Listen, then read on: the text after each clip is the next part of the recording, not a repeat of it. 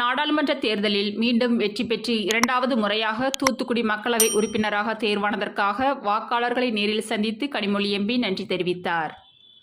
கடந்த நாடாளுமன்ற தேர்தலில் இந்தியா கூட்டணியின் சார்பில் தூத்துக்குடி தொகுதி திமுக வேட்பாளராக போட்டியிட்ட கனிமொழி கருணாநிதி எம்பி அமோக வெற்றி பெற்று தனக்கு எதிராக போட்டியிட்ட அனைத்து வேட்பாளர்களையும் டெபாசிட் இழக்கச் செய்தார்.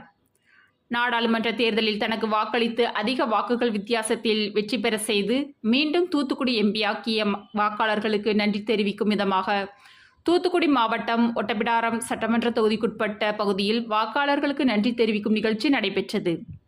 இதில் தர்வைக்குளம், கீழ அரசடி, மேல அரசடி, புதூர் பாண்டியபுரம், வாழசமுத்திரம், புதியமுத்தூர், ராஜாவின் கோவில், சாமிநத்தம், சில்லாநத்தம், தெற்கு வீரபாண்டியபுரம், ஒட்டப்பிடாரம், பாஞ்சாலங்குறிச்சி, குறுக்கு சாலை, அகிலாண்டபுரம், கவர்ணகிரி, ஜம்புலிங்கபுரம், ஒசனூத்து, குலசேகரநல்லூர், ஆரைக்குளம், எஸ் கைலாசபுரம், மேலபாண்டியபுரம், சங்கரம்பட்டி, முரம்பன், அக்கநாயக்கன்பட்டி, கீழப்பூவானி, ஆலந்தா, மணியாச்சி, பாறைக்குட்டம், மருதன்வாழ்வு, கீழக்கோட்டை, களப்பைப்பட்டி, கொல்லங்கிணறு, கொடியன்குளம், ஐரவன்பட்டி, இளவேலங்கால், ஓனமாக்குளம், ஒட்டநத்தம், தென்னம்பட்டி, கொத்தாளி, பரிவள்ளிக்கோட்டை, மலைப்பட்டி ஆகிய பகுதிகளில் பொதுமக்களை நேரில் சந்தித்து கனிமொழி கருணாநிதி எம்பி நன்றி தெரிவித்தார்.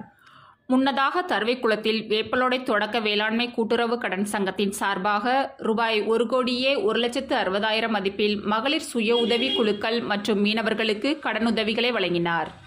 நிகழ்ச்சியில் ஒட்டப்பிடாரம் சட்டமன்ற உறுப்பினர் MC சண்முகையா, தூத்துக்குடி மாநகராட்சி மேயர் ஜெகன் பெரியசாமி, ஒட்டப்பிடாரம் ஊராட்சி ஒன்றிய குழு தலைவர் ரமேஷ், முன்னாள் சட்டமன்ற உறுப்பினர் டேவிட் செல்வின், ஒன்றிய செயலாளர்கள் இளையராஜா, ஜெயக்கொடி உள்ளிட்ட திமுக நிர்வாகிகள் மற்றும் தொண்டர்கள் கலந்து கொண்டனர். அத்தனை சகோதரர்களுக்கும் சகோதரிகளுக்கும் என்னுடைய மனமார்ந்த நன்றியை நான் தெரிவித்துக் கொள்கிறேன்.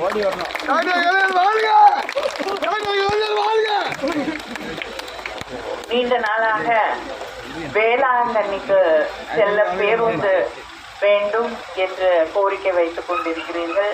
அது செய்து தரப்படும் என்று தெரிவித்துக் கொள்கிறேன். அதே போல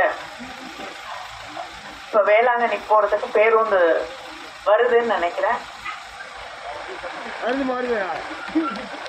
அதே போல புதிய வங்கி கிளை, கனரா பேங்க் கிளை வேண்டும் என்று கேட்டீர்கள். அதையும் செய்து கொடுத்திருக்கிறோம். அதுபோல புதிய துறைமுகம் அமைப்பதற்கான ஆய்வு பணிகளை மேற்கொள்ள 2 கோடி ரூபாய் ஒதுக்கீடு செய்யப்பட்டு அந்த பணிகள் இப்பொழுது நடைபெற்றுக் கொண்டிருக்கிறது. விரைவிலே நீங்கள் கேட்ட அந்த துறைமுகமும் அமைத்து தரப்படும் என்பதை நான் தெரிவித்துக் கொள்கிறேன். உங்களுக்கு தெரியும், திராவிட முன்னேற்ற கழகம் அது தலைவர் கலைஞராக இருந்தாலும், இன்று நம்முடைய முதலமைச்சர் அண்ணன் தளபதியாக இருந்தாலும், மக்களுக்கு கொடுத்த வாக்கை எப்பொழுதுமே நிறைவேற்றக்கூடிய ஆட்சிதான் திராவிட முன்னேற்ற கழக ஆட்சி. அந்த வழியிலே மக்களுக்கு தந்திருக்கக்கூடிய வாக்குறுதிகளை, மக்களுடைய கோரிக்கைகளை மக்களுக்காக நின்று தொடர்ந்து பணியாற்றக்கூடிய திராவிட முன்னேற்ற கழகத்தின் பிரதிநிதியாக உங்களோடு நின்று, உங்களே ஒருவளாக நின்று தொடர்ந்து என்னுடைய பணியை ஆற்றுவேன். உங்கள் வாக்குகளுக்கு, உங்களுடைய அன்புக்கு என்னுடைய நன்றியை தெரிவித்துக் கொள்கிறேன்.